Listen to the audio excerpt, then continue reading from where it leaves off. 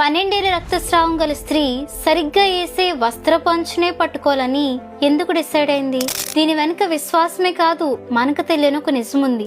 మోషే కాలంలో దేవుడు ఇశ్రాయేలీలకు ఒక ఆజ్ఞ ఇచ్చారు. వారు తరతరములు వాళ్ళ బట్టల అంచులకు కుచ్చులు చేసి దాని మీద నీలి సూత్రం తగిలించాలని చెప్పారు. ఈ కుచ్చులనేవి దేవుని ఆజ్ఞలకు, దేవుని శక్తికి ప్రతీక కాబట్టి ఇశ్రాయేలీలందరూ వాటిని తమ బట్టల అంచులకు కుట్టుకునేవారు.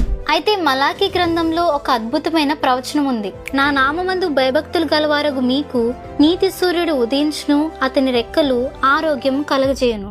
ఇక్కడ నీతి సూర్యుడు అంటే మెస్సయ్య అని యూదులకి తెలుసు.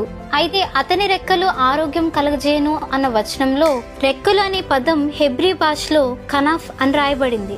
హెబ్రీ భాషలో కనాఫ్ అంటే 2 అర్థాలున్నాయి. మొదటిది పక్షుల రెక్కలు, రెండవది వస్త్రాల అంచులు.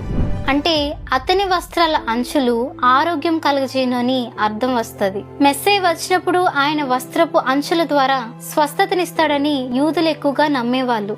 అందుకే జనులు ఆయన వస్త్రపు చెంగును ముట్టుకుని స్వస్థత పడ్డానికి వేడుకున్నారు. అలాగే ఆ స్త్రీ కూడా పై వస్త్రం మాత్రం ముట్టుకుంటే బాగుపడతా అనుకుని ఆయన వస్త్రపు చెంగును తాకి స్వస్థపడింది. అంటే తను కేవలం వస్త్రాన్ని మాత్రమే టచ్ చేయలేదు, పాత నిబంధనలో ఉన్న ప్రవచనాన్ని విశ్వాసంతో నమ్మి స్వస్థతను పొందుకుంది.